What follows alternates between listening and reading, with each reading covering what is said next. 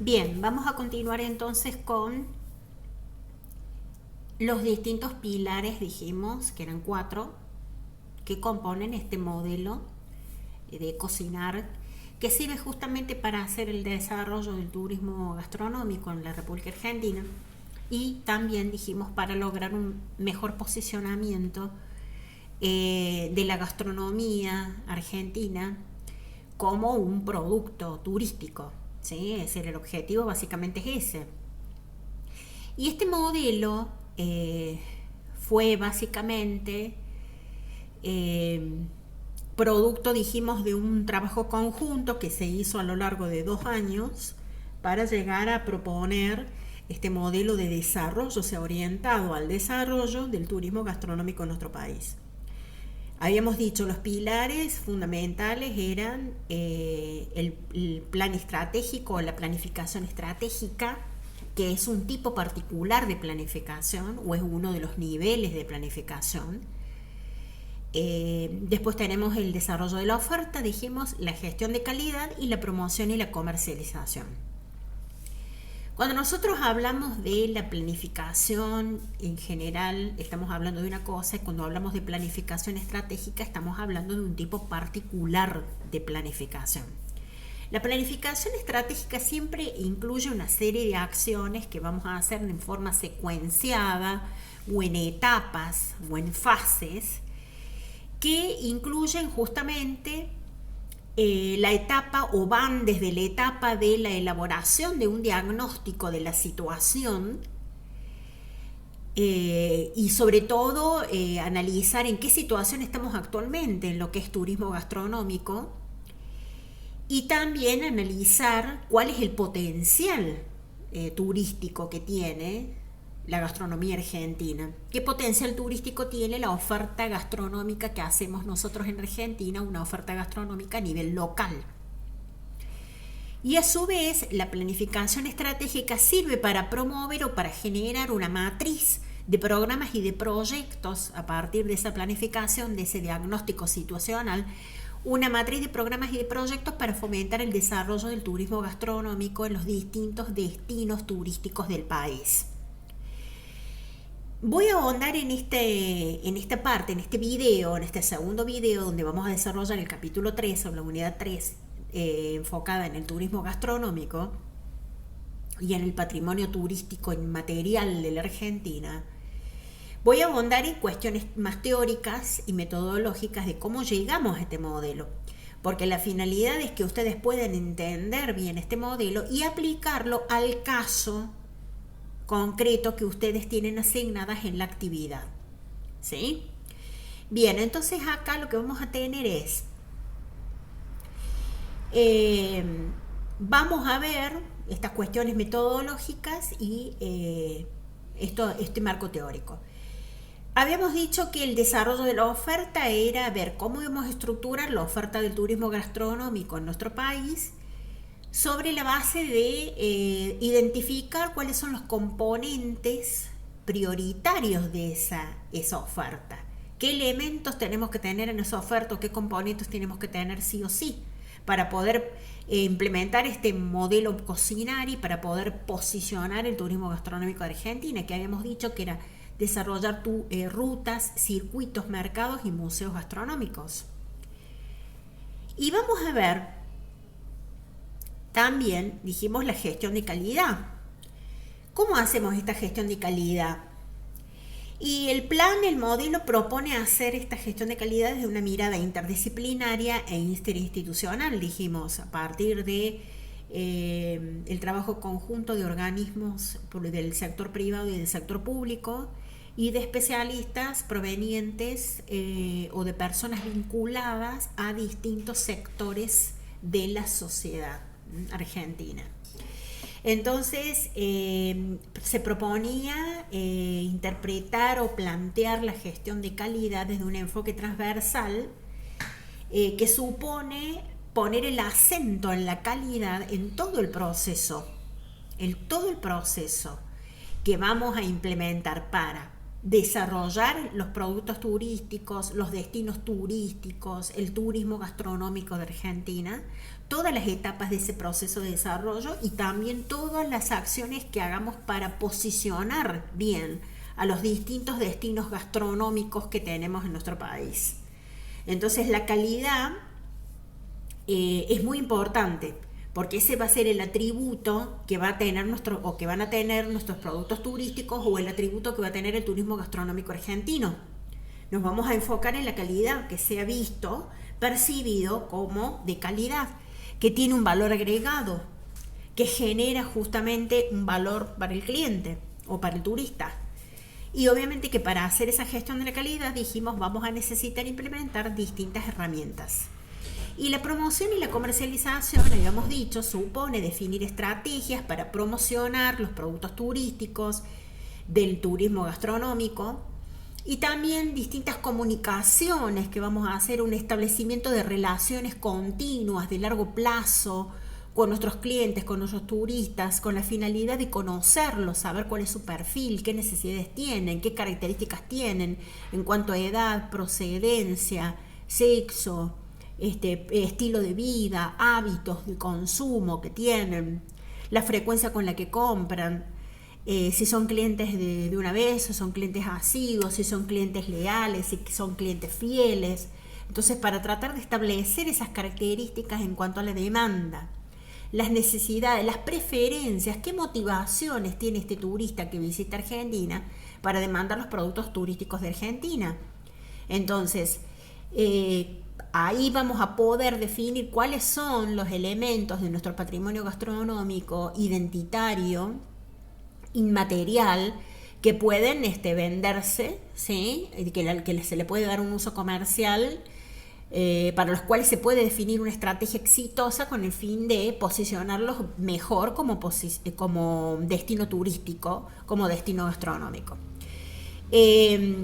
A su vez, la comercialización se encara en este plan cocinar como una comercialización de experiencias gastronómicas, que es clave, que resulta clave para asegurar el funcionamiento y la interrelación de toda la cadena de valor que se va a definir, o sea, para crearle valor al cliente, para generarle valor al cliente y para contribuir al desarrollo de las comunidades locales. Bueno, la planificación estratégica va a buscar fortalecer, desarrollar y lograr un posicionamiento del producto turismo gastronómico argentino.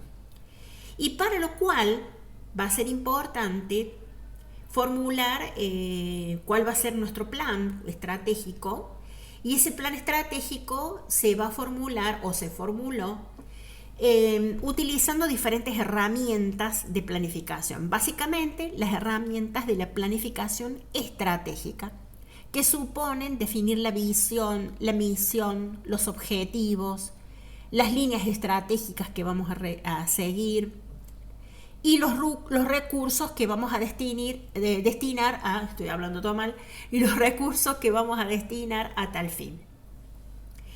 Entonces, la planificación estratégica en este modelo del cocinar es definida o es concebida como un proceso de debates y de decisiones que desembocan en una estrategia, en la definición de una estrategia, y a partir de la definición de la misma se pasa a analizar cómo se la va a desarrollar a esta estrategia, qué premisas vamos a fijar para esta estrategia y los valores en los cuales se va a basar la misma. A su vez, vamos a tener que definir el horizonte temporal de esta estrategia. ¿En qué tiempo vamos a implementar esta estrategia? Para lograr qué resultados deseados, qué objetivos planeados. ¿Qué es lo que esperamos lograr con esta estrategia? ¿Qué objetivos vamos a alcanzar? ¿Qué resultados? ¿En qué campos vamos a actuar? ¿Sí? ¿Qué campos de actuación va a haber? ¿Cómo van a intervenir las personas que van a gestionar y van a llevar adelante este plan? ¿Qué recursos van a permitir llevar adelante este plan? ¿Con qué objetivo? Para lograr cuáles objetivos en particular. cuáles van a ser los medios y los modos en los que vamos a buscar retroalimentación para saber si estamos alcanzando lo que nos habíamos previsto, si los resultados obtenidos o reales son iguales a los planeados, a los previstos, a los que se quería alcanzar. Entonces tenemos que buscar también un mecanismo de retroalimentación para saber cómo funciona el sistema, porque de esa manera vamos a analizar qué desvíos hay en el sistema, cuáles fueron las causas de esos desvíos, qué medidas correctivas podemos implementar nosotros, proponer y después implementar, para que este sistema funcione de manera más eficiente, como habíamos visto cuando analizamos la teoría de sistemas.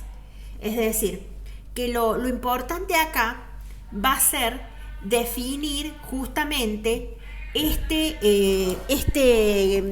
plan, ¿no es cierto? Esta estrategia, básicamente, qué líneas vamos a definir dentro de esa estrategia para alcanzar qué objetivos, cómo vamos a medir la eficacia de esta estrategia, cómo básicamente vamos a monitorear si lo que esperábamos lograr se le alcanzó o no. Entonces es importante que tengamos en cuenta que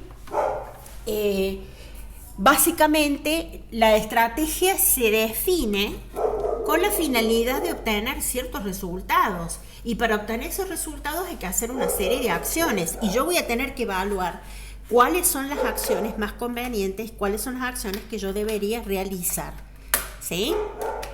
Para obtener los resultados que estoy esperando obtener.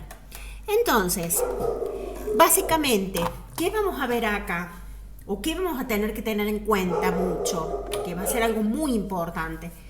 Que estamos rodeados de un entorno, de un contexto, de un medio que es absolutamente cambiante y que siempre el sistema va a tener que irse adaptando, ajustando a ese entorno cambiante, y va a tener que incorporar una serie de cambios, de modificaciones para poder irse adaptando a ese entorno cambiante. Dijimos, si yo no logro adaptarme a las condiciones que me presenta el entorno, si yo no puedo monitorear esa influencia que sé que tiene el entorno sobre mí, no voy a poder sobrevivir. Dijimos que eso era algo concreto que habíamos visto en clases anteriores cuando desarrollamos la teoría de sistemas. Es decir, hay circunstancias que me presenta el entorno, que ya sabemos que el entorno es muy cambiante, nos propone cambios y desafíos que son muy turbulentos, que hay que aprender a pilotear y a aprender a adaptarse a los mismos. Y el entorno me va a obligar a mí a generar cambios y modificaciones en el sistema. A ver, ¿qué voy a hacer para poder adaptarme y para poder lograr sobrevivir? El desarrollo de un producto turístico requiere justamente que este producto turístico tenga continuidad, o sea, que sea un producto exitoso y que vaya a tener una continuidad en el tiempo. Para que tenga una continuidad en el tiempo, debemos mantener y estimular el turismo a largo plazo. O sea, no nos sirve personas que vienen y están un poco tiempo, personas que vienen una vez y que después no vienen más, sino establecer relaciones de largo plazo con los turistas y con los viajeros, que vuelvan a venir, que vengan, que traigan a otros, que difundan lo que nosotros hacemos, que hablen bien del producto turístico, ¿sí? Que lo recomienden, que traigan otros clientes. Entonces es importante mantener y estimular siempre el turismo a largo plazo. La política pública en relación a lo turístico o al patrimonio gastronómico o al turismo gastronómico tiene que ser una política justamente de largo plazo. Siempre esta política debe ir preservando y mejorando todos los factores que tenemos a favor, es decir, nuestras fortalezas y nuestras oportunidades, y también preservando, mejorando, asignando mejor los recursos de los que disponemos, haciendo una asignación más eficiente de los recursos de que disponemos, tanto económicos como naturales, culturales, arquitectónicos, sociales, etcétera, distintos tipos de recursos con los que contamos dentro de nuestro patrimonio, para poder aprovechar mejor ese patrimonio cultural inmaterial. Entonces, todos los factores y recursos que están vinculados al producto turístico gastronómico deben fortalecerse, mejorarse, aprovecharse, potenciarse, preservarse, estimularse, ¿sí? De manera tal que siempre nos orientemos a generar un turismo a largo plazo. Bien, ¿cómo tenemos que planificar? Y ahí viene. Lo primero al planificar es el diagnóstico. Es la primera parte de la planificación. Y la segunda parte es la propuesta, cómo generamos esa propuesta que hemos dicho, esa estrategia, esa propuesta, esos cursos de acción para lograr los objetivos que nos hemos planteado y los resultados concretos que esperamos obtener con todo este trabajo, todo este esfuerzo, todo este plan que vamos a implementar. Entonces el plan tiene una parte de diseño, el plan tiene una parte de ejecución o de puesta en marcha y también el plan tiene una parte de control y de evaluación. Porque es necesario ver si el plan logra obtener los resultados esperados o si este plan va a haber que hacerle ajustes. Por eso es importante ver una retroalimentación acá, ver qué cosas deberíamos mejorar, qué cosas deberíamos optimizar para que el plan se vaya mejorando. El plan tiene que ser algo flexible, no es una receta a seguir paso a paso, a rajatabla.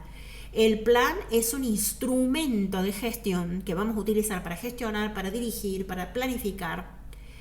Es un instrumento que se va implementando a través de un proceso que tiene etapas sucesivas que van interrelacionadas unas con otras y que ese plan es flexible, es decir, se puede ir adaptando, se puede ir modificando, sobre todo se debe ir adaptando y modificando frente a los cambios del entorno, que ya sabemos que es un entorno cambiante, turbulento, que nos obliga a modificarnos cada vez más y a generar más adaptaciones.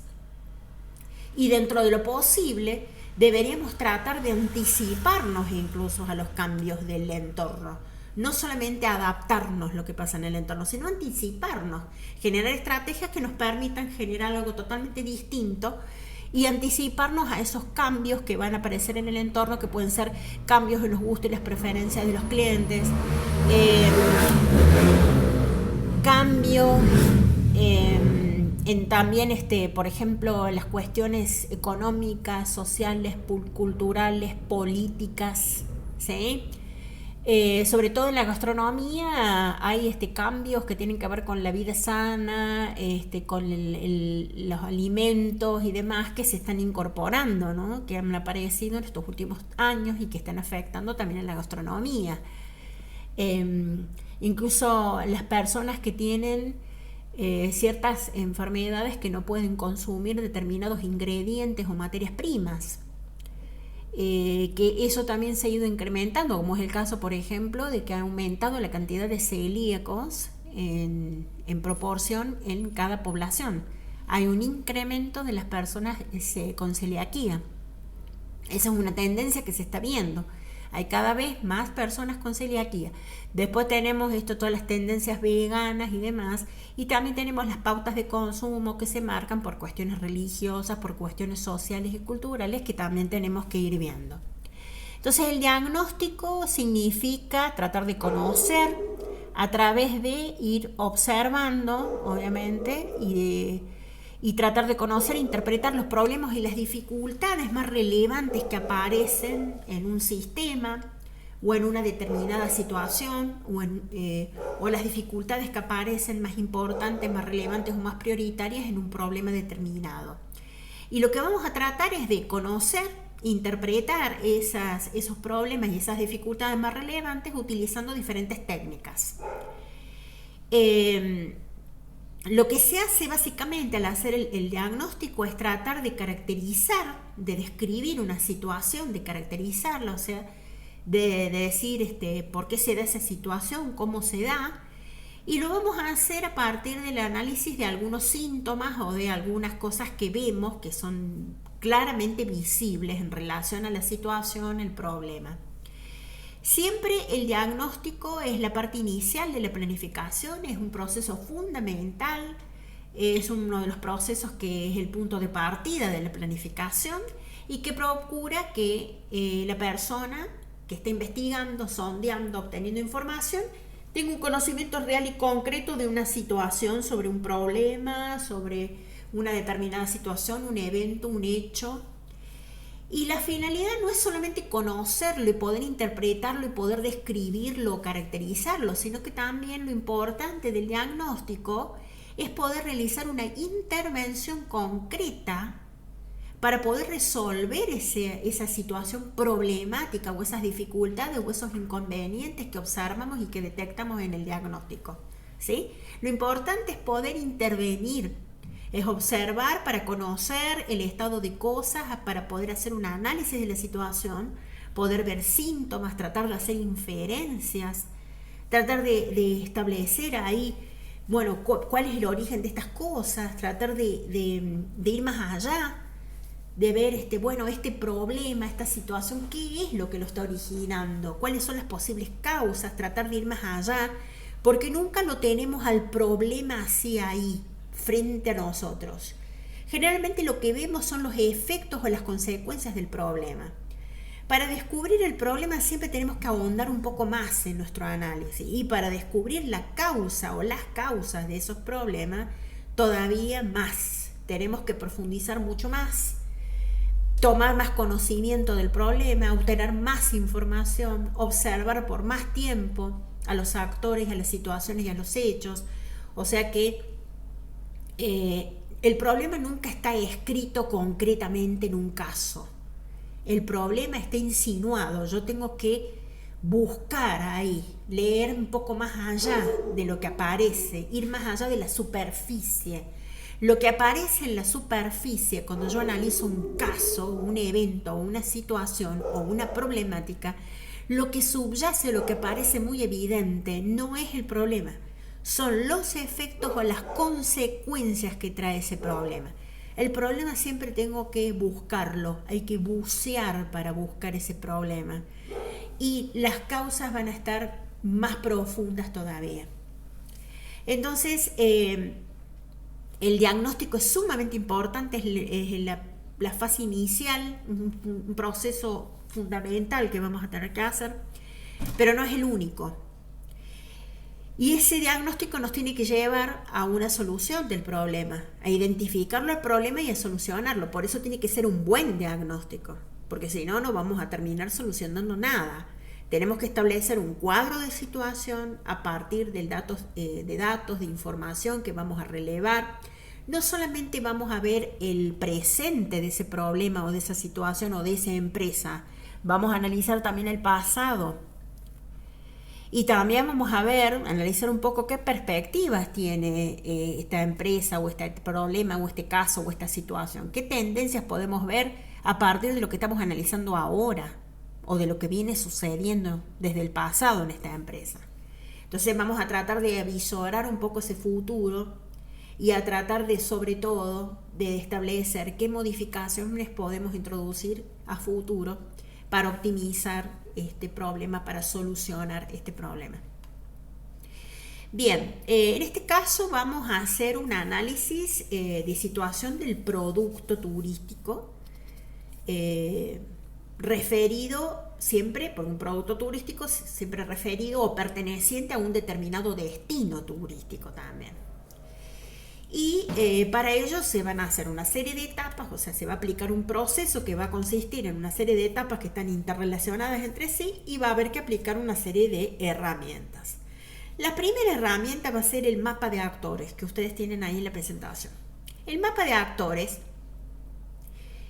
supone identificar aquellas instituciones o personas que nos puedan proveer información pertinente sobre el problema, sobre la empresa, sobre ese destino turístico, sobre ese producto turístico, una información pertinente, actualizada, valiosa, que nos permite identificar cuáles son las variables que están incidiendo en ese problema, cuáles son las variables que intervienen en el desarrollo, que potencian el desarrollo de la gastronomía y del turismo gastronómico.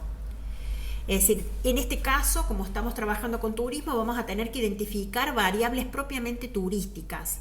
vinculadas con la producción, la transformación, la distribución y la logística de los alimentos, de los platos que son representativos de ese destino turístico.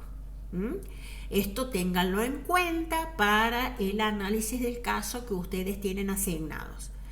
Una vez definidos estos actores o estos agentes, podemos avanzar en la aplicación de algunas técnicas que nos permitan obviamente obtener más información y hacer este análisis situacional y este diagnóstico.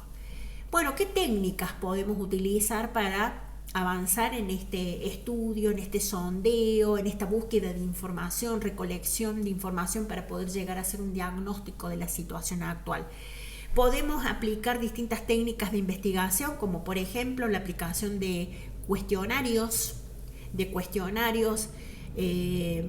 preestructurados, ya con preguntas ya establecidas, cuestionarios estructurados se llaman, con preguntas establecidas que se hacen en entrevistas personales cara a cara con el individuo, con el agente, que se llaman entrevistas en profundidad. Las entrevistas en profundidad, yo concurro a la entrevista cara a cara con la persona y llevo ya armado un cuestionario con preguntas, que pueden ser preguntas abiertas, cerradas, con opciones múltiples, ¿sí? Distintos tipos de preguntas que se pueden incluir en un cuestionario. También la otra forma de investigar y de obtener información que se utiliza mucho en la actualidad y sobre todo se utiliza mucho para el marketing y para la política son los grupos foco o los focus group o los grupos de enfoque, o también se les dice talleres participativos, donde se invita a un grupo de personas que todos tienen características muy diferentes en cuanto al consumo. Tienen perfiles de clientes o de consumidores totalmente distintos. Se invita entre 6 y 12 personas a una reunión, se las invita ofreciéndose un regalo, la participación en un sorteo, se les regala un viaje, se les regalan productos de una determinada empresa, generalmente la empresa que encarga la investigación, y se las cita a esas personas y esas personas van a dialogar sobre sus hábitos de consumo en relación a determinados productos de determinado mercado. Y en esa reunión van a concurrir y van a estar moderadas, va a haber un moderador que debe ser una persona que debe ser especialista o tener conocimientos en marketing y también tener conocimientos en dinámicas de grupos. Debe ser una persona que tenga conocimientos y que tenga experiencia en cómo conducir grupos e implementar dinámicas de grupo. Y a su vez tiene que ser una persona muy conocida en cuestiones de marketing, porque lo que va a hacer esta persona es irlas conduciendo a que las personas espontáneamente vayan revelando ciertas características de sí mismas, ciertas preferencias, ciertos gustos, hábitos de consumo, estilos, atributos que les dan a los productos, y van a ir siendo conducidas por esta persona, no de manera evidente, por eso tiene que ser una persona que es especialista en este tipo de técnicas, y lo que va a pasar es que espontáneamente van a ir revelando información muy importante sobre los productos, en este caso sobre los productos turísticos. Vamos a ver que esos son los métodos o las técnicas que se utilizan hoy en día en distintos tipos de investigaciones, son las más usadas, los cuestionarios en entrevistas de profundidad o las encuestas, y los talleres participativos que se llama, o los grupos foco o los focus group o los grupos de enfoque. Ahí se obtiene información relevante. Los grupos de este tipo, o los focus, yo te acostumbraba a decirle focus, por eso me trababa. En los focus group, en realidad, a la persona todo el tiempo se le dice que va a estar siendo grabada, porque se filman o se graban, o sea, se graba el sonido de las conversaciones de las personas o se filman. Y el moderador debe tratar de que no hablen todos al mismo tiempo, ni que se interrumpan. Debe tratar de moderar y hacer que espontáneamente vayan diciendo cosas, información relevante, pero a la vez que se pueda escuchar a todos. y que se vaya dando una comunicación así espontánea en un ámbito de confort, digamos, de la persona, que la persona se sienta relajada, tranquila, con confianza y vaya revelando, perdón, distintas informaciones sobre sus hábitos de consumo. Bien, después también hay otros tipos de investigaciones que utilizan técnicas más de laboratorio, que así se dicen. ¿Por qué? ¿Por qué de técnicas de laboratorio? Porque se basan en fichas de relevamiento, que son las denominadas fichas de observación. Esas fichas de observación se hacen cuando la persona que investiga va a observar directamente en el destino. Y yo puedo observar el destino sin participar, o sea, sin hacer ninguna pregunta a nadie. Solamente me limito a observar los actores y el paisaje, los lugares y espacios y demás, y no intervengo preguntando nada. O bien puedo hacer una observación participante en donde voy a observar actores, paisajes, lugares y demás, y voy a hacer preguntas a las personas para obtener mayor información. También puedo obtener información a partir del análisis de fuentes documentales, o sea, puedo buscar información. Ahora tenemos la ventaja de que hay buscadores académicos en soportes digitales, en repositorios digitales. Ya no hace falta concurrir a una biblioteca para buscar un libro, sino que ahora nosotros podemos googlear, y tenemos ahora incluso herramientas en la inteligencia artificial como el Perplexity, que nos permite hacer búsquedas, sobre todo de lo que son papers, ensayos, documentos e informes de ámbitos académicos, de ámbitos universitarios, que podemos utilizar para extraer información. Esas fuentes de información son secundarias porque son fuentes ya elaboradas, las elaboró otro, ese otro que las elaboró con otro objetivo, pero nos sirven, nos aportan datos importantes, las podemos utilizar como un insumo para nuestra investigación. En cambio, si yo me dedico a recolectar la información con encuestas, con grupos foco, por entrevistas en profundidad, si yo me dedico a hacer observaciones, ahí estoy obteniendo fuentes de información primaria, o estoy obteniendo información primaria porque soy yo la que está elaborando la información y no estoy recurriendo a algo que ha elaborado otra persona, y esa otra persona lo elaboró con otra finalidad, para otro objetivo, porque esa persona a lo mejor buscaba investigar otra cosa muy distinta de la que yo quería investigar. Normalmente se hacen entrevistas a referentes o especialistas para conocer su opinión. Siempre tienen que ser referentes y especialistas de diferentes disciplinas, porque de esta manera podemos identificar temas de relevancia para el sector turístico, y de esta manera podemos hacer proyecciones o prever tendencias o avisorar tendencias hacia el futuro. Las entrevistas siempre son conversaciones, que hay un entrevistador y un entrevistado, se llaman entrevistas cara a cara o en profundidad. Se establece un diálogo, un intercambio entre las dos personas con un cuestionario escrito, que normalmente se suele acordar previamente con el entrevistado, porque el entrevistado pide el cuestionario, que es saber qué es lo que le vamos a preguntar, pide conocer las preguntas del cuestionario, y de esa manera decide si accede o no a dar la entrevista. Vamos a ver que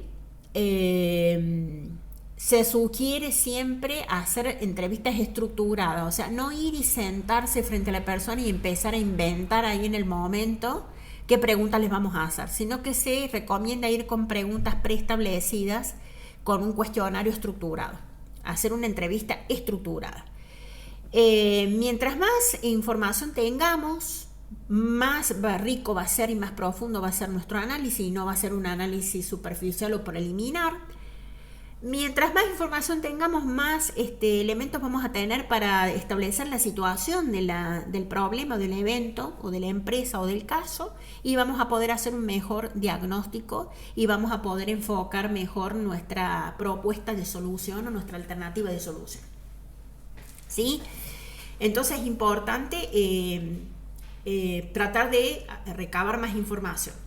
hacer un buen análisis, ordenar y sistematizar esa información. Normalmente uno las ordena en tablas, en gráficos, para poder analizarlas y establecer conclusiones de la mejor manera posible a partir de esa información.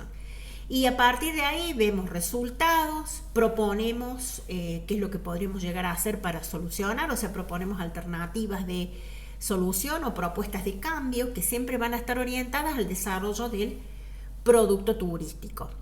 También en esta etapa, como había dicho yo antes, de elaboración del diagnóstico, podemos utilizar la técnica FODA o el análisis FODA, que se llama así porque es fortalezas, oportunidades, debilidades y amenazas.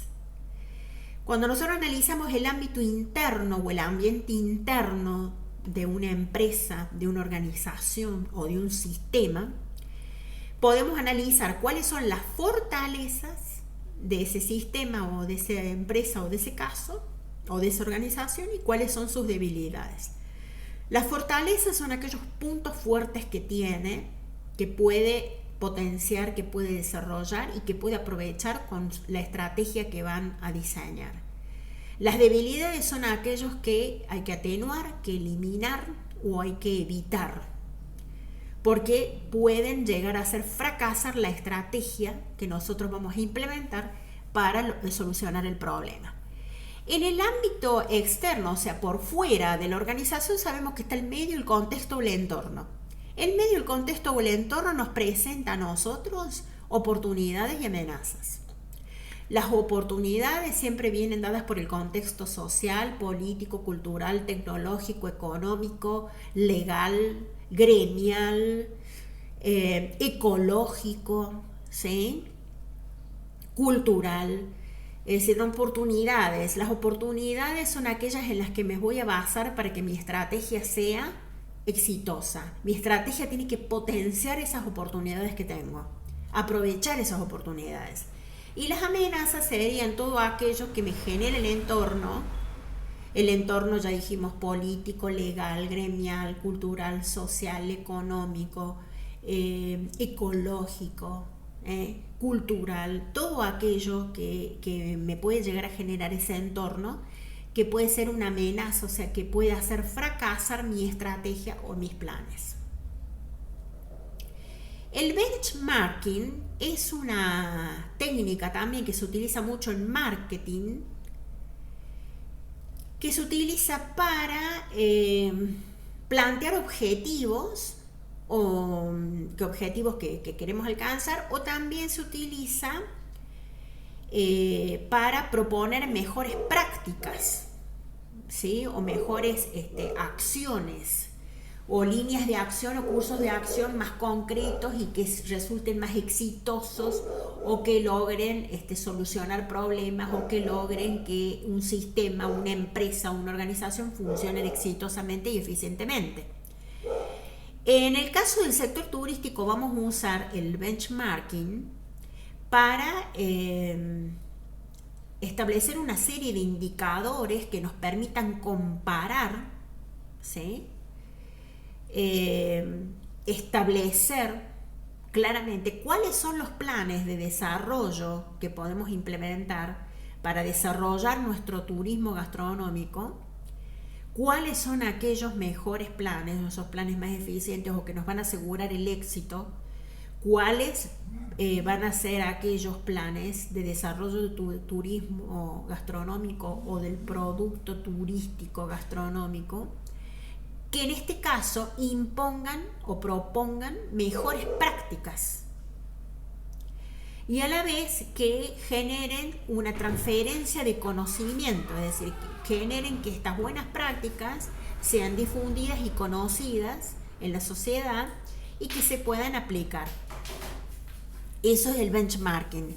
Benchmarking sobre todo se enfoca a establecer indicadores que permiten hacer comparaciones, indicadores que permitan establecer la calidad de algo o la eficiencia de algo, indicadores que me permitan a mí establecer entre 2 o 3 alternativas que yo tengo, cuál es la más eficiente, cuál es la que me da más calidad, cuál es la que genera que los resultados se logren, cuál es la que genera que los objetivos se logren.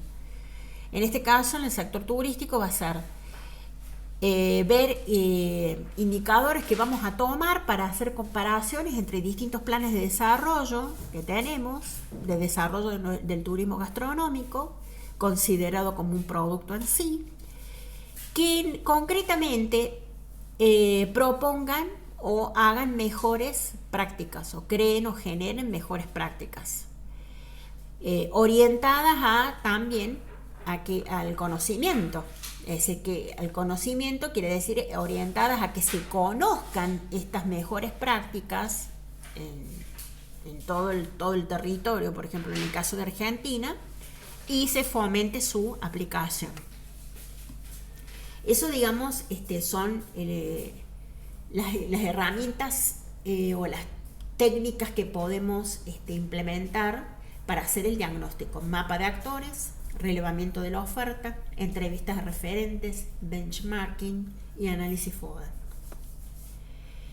El benchmarking, concretamente, para que entiendan un poco más, implica tratar de aprender qué es lo que está haciendo el otro, sobre todo qué es lo que hace mejor el otro, para nosotros, en consecuencia, adaptar nuestras propias prácticas en función de eso que hemos aprendido del otro, y tratamos de adaptar nuestras prácticas en función de ese aprendizaje que hemos logrado del otro, porque queremos mejorar, porque queremos realizar los cambios que sean necesarios para mejorar nuestras propias prácticas, tomando como referencia las prácticas de otro, lo que observamos en otro. Pero no implica copiar, no se trata de copiar nomás, de imitar y de replicar una buena práctica, sino que se toma como referencia esa práctica, pero siempre la adaptamos a las circunstancias, a los recursos que nosotros tenemos y a las características propias, ¿sí? No se puede copiar, tomar algo y replicarlo completamente. Siempre hay que hacer la adaptación a lo local, a las características propias. Bien, el análisis FODA permite clasificar siempre cuáles son los aspectos positivos o las ventajas que yo tengo y que surgen de mis características, de mis propias características, de mis características internas, y que me dan una ventaja, ¿no? Que me generan un aspecto positivo. Y también el análisis FODA supone establecer aquellos aspectos negativos o desventajas que obviamente harían que fracase todo este desarrollo que quiero hacer del producto turístico gastronómico.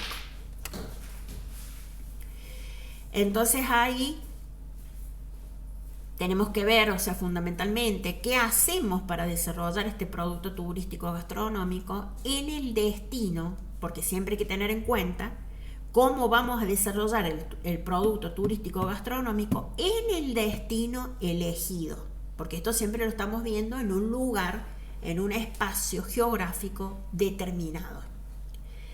Las fortalezas y las oportunidades son aspectos positivos según el FODA, son ventajas.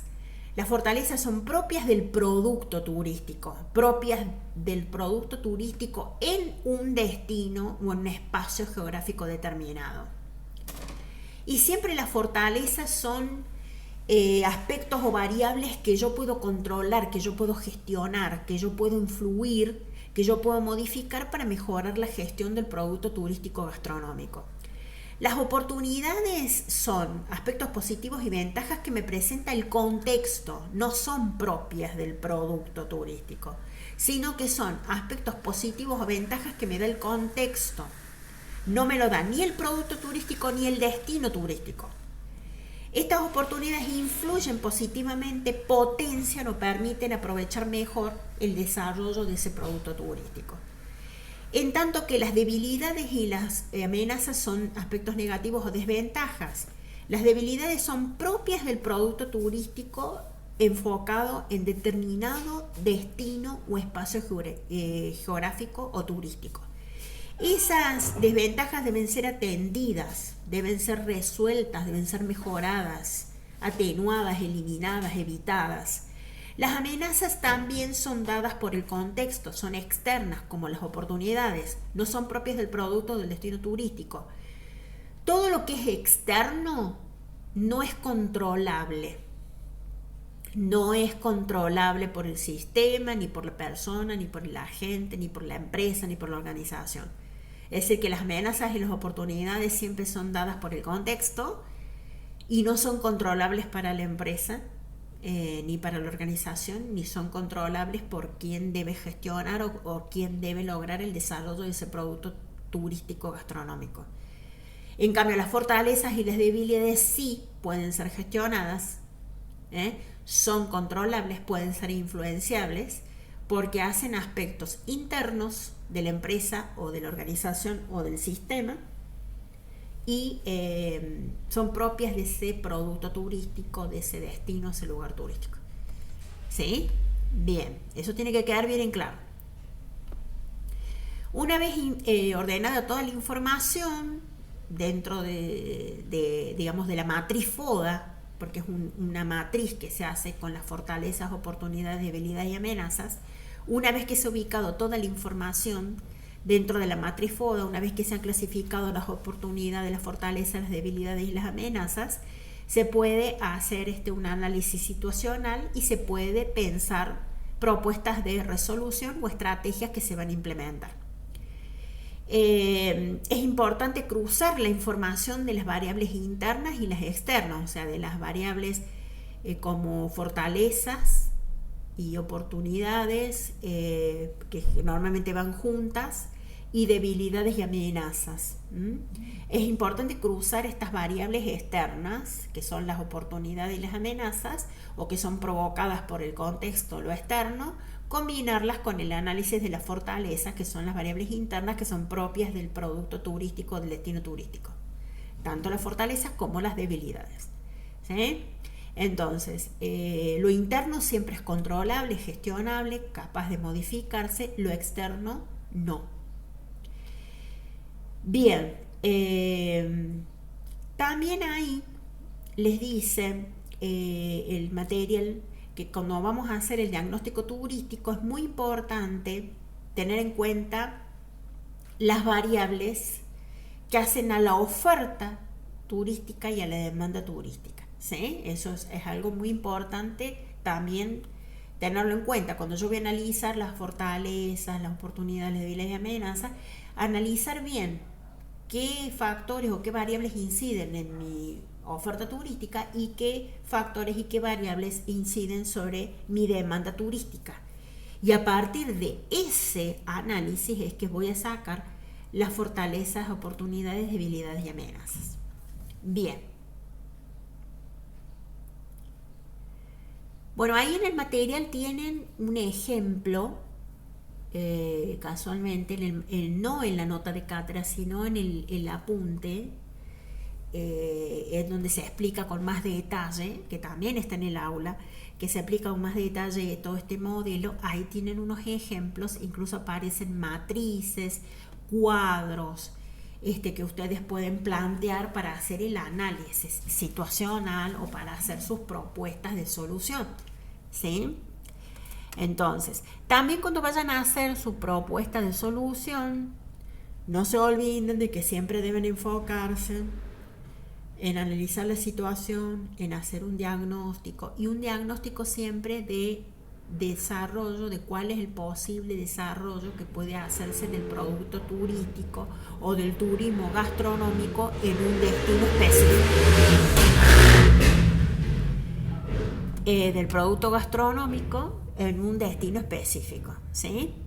Entonces siempre deben enfocarse ustedes, el objetivo fundamental es el desarrollo de ese producto turístico en un destino específico. Entonces deben enfocarse en determinar la situación y ver qué podrían implementar para favorecer ese desarrollo.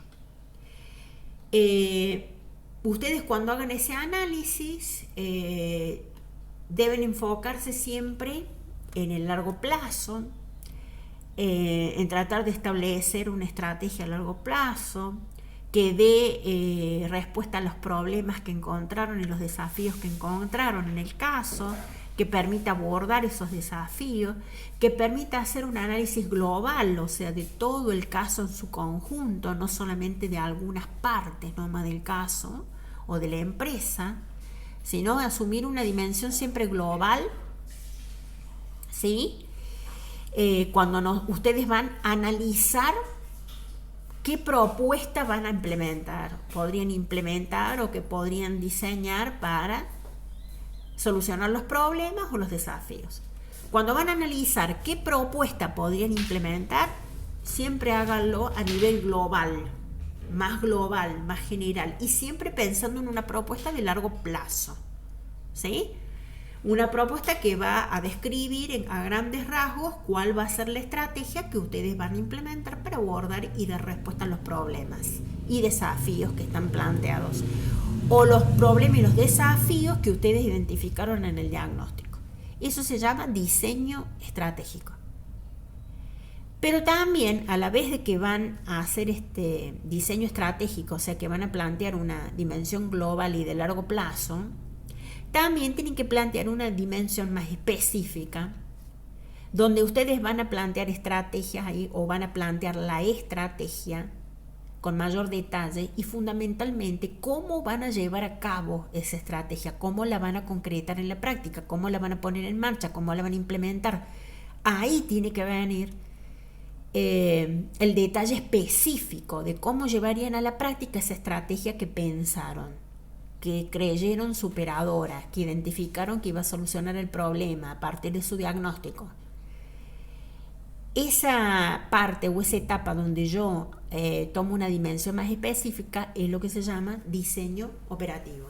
Entonces tengo un diseño estratégico que es más global, más general, a nivel estratégico, cómo me posiciono, qué estrategia implemento para poder abordar y dar solución y respuesta a las problemáticas y desafíos que identifique en el diagnóstico. ¿Qué estrategia de largo plazo? Mirando a largo plazo, por eso defino visión, misión, líneas estratégicas. Por eso es que tomo un horizonte, o sea, tomo un mediano plazo que vendría a ser de 1 año a 5 años, o un largo plazo, planifico a más de 5 años. Ahí hago muy global todo, un análisis muy global, planteo en la estrategia a un nivel muy general, o sea, los rasgos más generales de la estrategia. Y después tengo que pasar a una etapa de diseño operativo, en donde concretamente, de manera concreta y específica, con mayor grado de detalle, voy a especificar cómo voy a implementar en la práctica esta estrategia. Y ahí aparecen los programas y los proyectos que voy a implementar para llevar adelante mi estrategia, quiénes van a ser los responsables de esos programas y proyectos, en qué tiempos voy a implementar esos programas y esos proyectos, 1 año, 2 años, los tiempos en los que voy a concretar esos planes y esos proyectos, con qué recursos los voy a concretar. Y siempre van a ser, en el caso del diseño operativo, van a ser acciones de corto, es decir, de hasta 1 año, y de mediano plazo. ¿Sí? Esa es la diferencia. El diseño estratégico supone definir la visión, que es el horizonte deseado, que siempre es de mediano, pero más que mediano, de largo plazo, que dijimos es una enunciación de lo que queremos llegar a ser. La visión es lo que nos impulsa, lo que nos lleva, nos motiva y nos incita a querer hacer las cosas mejor y a enfocarnos en los objetivos que nos hemos planteado.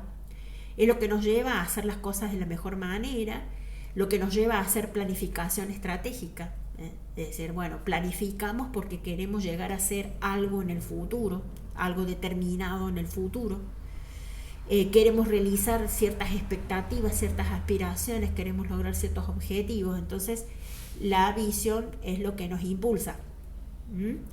Siempre tenemos una imagen mental.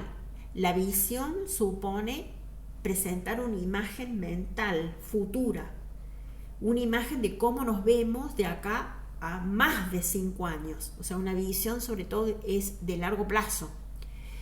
¿Cómo llegaremos a ese futuro? ¿Cuál es el futuro nuestro? ¿Cómo definimos nosotros el futuro? ¿Cuál va a ser nuestro futuro? ¿Cuál queremos que sea nuestro futuro? ¿A qué aspiramos a llegar? ¿Qué resultados queremos tener de las estrategias, ¿sí?, que hemos propuesto? Y en consecuencia, ¿qué planes de gestión deberíamos implementar o desarrollar para alcanzar esa imagen mental futura? La misión siempre supone definir el motivo, el propósito, el fin o la razón de ser de nuestra empresa, de nuestro sistema, de nuestra organización. Esta misión da cuenta de lo que somos, de nuestra propia existencia, y siempre pasa a ser el eje rector con el cual nos vamos a guiar para lograr el desarrollo, para lograr el crecimiento, para lograr el éxito y en este caso para lograr el desarrollo del producto turístico gastronómico.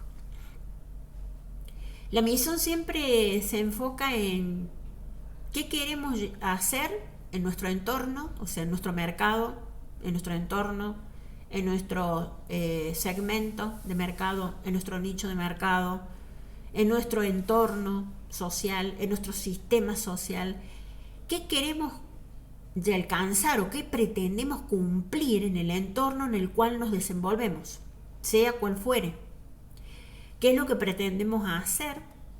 ¿Para quién vamos a hacer eso? Es decir, ¿qué queremos hacer concretamente y para quién lo queremos hacer? ¿En qué entorno queremos actuar y hacer todo eso? ¿Sí? Y la misión siempre refleja lo que se espera del plan, lo que se espera que el plan genere, ¿sí? Y las líneas u objetivos estratégicos suponen definir más concretamente cómo vamos a concretar la estrategia, cómo la vamos a concretar, cómo vamos a plantear lo que queremos alcanzar. Entonces, cuando decimos que lo que queremos alcanzar, hay que plantear la estructura de objetivos. Esos objetivos tienen que estar interrelacionados entre sí, tienen que ser coherentes, se necesitan unos de otros, no se pueden contradecir. Hay objetivos intermedios, es decir, objetivos que tengo que ir alcanzando para poder alcanzar los objetivos más importantes. Hay objetivos que tienen distinto nivel de jerarquía. Se plantean objetivos en todo nivel dentro de una organización. Los objetivos siempre concretamente son lo que queremos lograr, lo que queremos hacer, qué se hará, qué se logrará, qué se llegará a hacer. Y siempre supone querer lograr determinados resultados, o sea, siempre supone alcanzar ciertos resultados esperados a partir de la implementación del plan. Y el diseño operativo, habíamos dicho, ese diseño operativo supone redactar programas, proyectos para implementar la estrategia que hemos planteado en el diseño estratégico. También el diseño operativo supone establecer cómo vamos a hacer para implementar esos planes, programas y proyectos. Y para poder establecer cómo vamos a implementar esos programas o esos proyectos, hay que detallarlos a esos programas y proyectos. Hay que detallar sus etapas, sus elementos constitutivos, sus responsables, las acciones, las tareas, los cronogramas de tiempo. Supone detallar todo eso para específicamente decir cómo vamos a lograr esos programas, esos proyectos, cómo los vamos a hacer a esos programas y esos proyectos que nos permiten implementar la estrategia que nos habíamos planteado. Entonces ahí hay que determinar todo, qué se va a hacer, en qué tiempo, con qué responsabilidad, con qué presupuesto, con qué recursos, a través de qué acciones, de qué tareas, de qué actividades se va a hacer. Los programas siempre son un conjunto de proyectos que están interrelacionados Y son todos proyectos que tienen la misma naturaleza o similar naturaleza, o proyectos que tienen las mismas características y que por eso están interrelacionados. Hay una interdependencia entre ellos. Los proyectos son la unidad mínima de planificación. Los proyectos están formados no por, como decíamos antes, los programas conjuntos de proyectos. Acá los proyectos están conformados por un conjunto de acciones. Siempre son acciones de corto o de mediano plazo, o sea, que se tienen que ir haciendo, son acciones intermedias que se tienen que ir haciendo para poder llegar a completar el plan o poder llegar a completar la estrategia, que siempre es de largo plazo. Entonces, estos proyectos también se implementan para dar respuesta a ciertos problemas, para satisfacer necesidades, para alcanzar determinados resultados que nos hemos, digamos, planteado nosotros o que esperamos de nuestros productos o de nuestros servicios. Cada proyecto debe contar como mínimo con un objetivo general y normalmente en la práctica se plantean 3 objetivos específicos. Las metas son más cuantitativas y vienen a ser una subdivisión de los objetivos. Es decir, cada objetivo se divide en metas. Las metas son una subdivisión de los objetivos. Son objetivos más chicos, son objetivos de corto plazo y más cuantitativos, más específicos, y surgen de dividir un objetivo. Tomamos un objetivo y ese objetivo se subdivide o se divide en metas. A su vez, hay que definir responsable. ¿Quién es el responsable de los resultados? ¿Qué recursos va a emplear esta persona para llevar adelante las acciones? ¿Qué acciones va a llevar adelante? ¿En qué calendario? ¿En qué cronograma? ¿En qué tiempo? Todas las acciones que se van implementando, ¿a qué van dando respuesta? ¿A qué objetivos van dando respuesta? ¿Permiten alcanzar el objetivo principal del proyecto? Un proyecto siempre tiene que tener una fundamentación, una justificación, indicar quiénes son los beneficiarios, quiénes son los colaboradores en el proyecto y cualquier información que ayude a implementarlo mejor o que brinde mayor detalle del proyecto y sobre todo que ayude a implementar el proyecto de manera ordenada, eficiente, de manera completa. ¿Está? Todo plan debe ser redactado para poder ser llevado a cabo. Es decir, un plan no existe así en forma verbal. Un plan siempre es un documento escrito. Debe ser un documento escrito. Porque yo tengo que tener en claro en qué consiste el plan, qué es lo que voy a implementar. Entonces, si no lo tengo escrito, no me puedo dar cuenta ni puedo tomar conciencia de cómo lo voy a implementar si no está escrito. Entonces, un plan siempre tiene que estar escrito. Una vez que hemos ejecutado los procesos y las acciones correspondientes a la propuesta que hemos incluido en el plan o a la propuesta que plantea este plan para solucionar el problema, una vez que hemos ejecutado todos los procesos y todas las acciones del plan, es decir, una vez que hemos implementado, que hemos ejecutado, que hemos llevado a cabo el plan, viene la etapa de la evaluación. Y la evaluación no es al final del plan. La evaluación tiene que ser en todo momento, la evaluación tiene que ser continua. Tenemos que ir haciendo siempre un monitoreo del plan en todo momento, en toda etapa, para ir verificando si las estrategias son eficaces, si los objetivos los estamos alcanzando o no, si las metas están ayudando a alcanzar los objetivos, si estamos siguiendo los objetivos que se habían planteado originalmente en el plan, si se están haciendo bien los programas o los proyectos, si fueron terminados o no, si se alcanzaron los resultados o los objetivos de los programas o de proyectos y si todo se ha cumplido de acuerdo a lo planificado.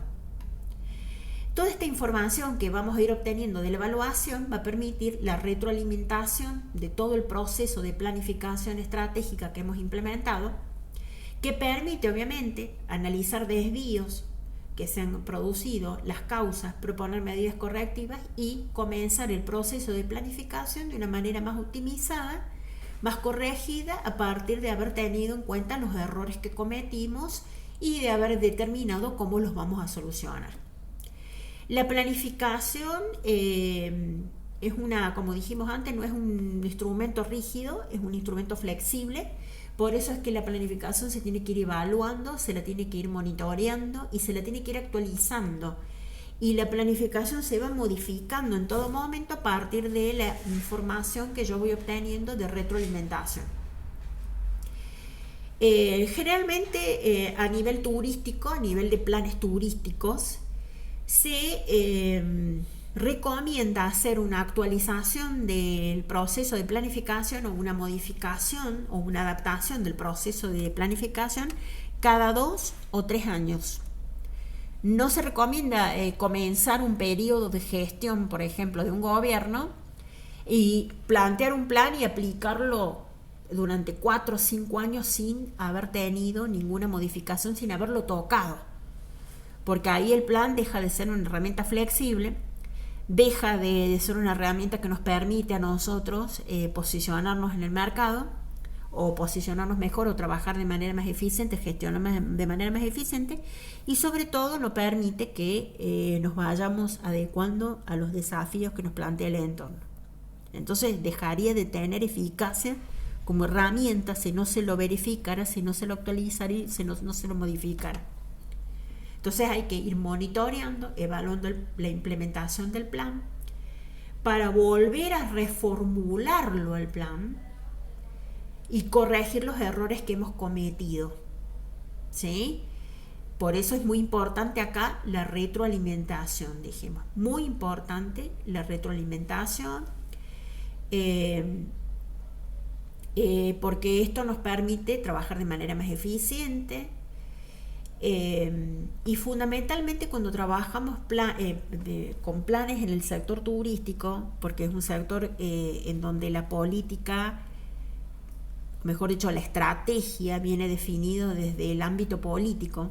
Es decir, en el sector turístico, lo que se implementa en ese sector es parte de una política pública específica para el sector turismo. Entonces forma parte de los planes, de las políticas públicas que se hacen, de las políticas de Estado. Entonces, en el caso del sector turístico, el turismo gastronómico en este caso concreto, es importante siempre enfocarse en el desarrollo del producto turístico en un destino específico. Por eso es importante formular, presentar, llevar a cabo planes. Pero esos planes siempre tienen que tener una validación de tipo técnica que aparece cuando redactamos el documento del plan por escrito.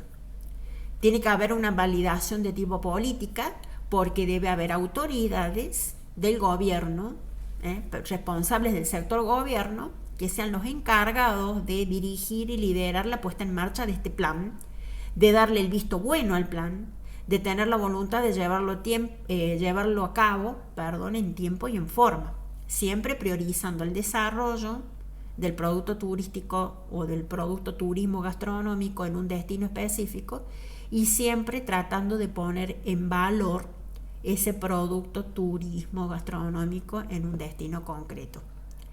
También este plan de desarrollo del producto turístico tiene que tener una validación o un apoyo social. Es decir, ¿por qué? Porque tiene que haber participación de todos los sectores involucrados en lo que es el turismo, la gastronomía, que son sectores del sector público y del sector privado. También tiene que haber apoyo de los profesionales del sector, de la comunidad, de distintos actores y agentes de la sociedad civil. También tiene que haber instancias de consulta a la sociedad civil para poder hacer diagnósticos y esas consultas dan información que sirve como insumo para hacer diagnóstico, para mejorar las propuestas de desarrollo y para mejorar los planes que estamos implementando. Sí, tiene que haber instancias o talleres de consulta. Hay que trabajar mucho en la validación de tipo político, técnico y social para lograr que el plan pueda llevarse a cabo, el plan sea adecuado, que el plan sea eficaz para lograr los objetivos y los resultados propuestos y que el plan se pueda poner en marcha en tiempo y en forma. siempre debe tener un aval político, contar con la voluntad política de implementar este plan, ser factible técnicamente, viable técnicamente de poder implementarse. Y también este plan tiene que lograr los apoyos y los compromisos sociales necesarios para que se pueda formular y se pueda poner en marcha. Y con este plan podamos lograr mejores y más sostenidos resultados en el desarrollo del producto turismo gastronómico en un destino concreto. Lo siguiente referido al desarrollo de la oferta de turismo lo vamos a hacer en otro video.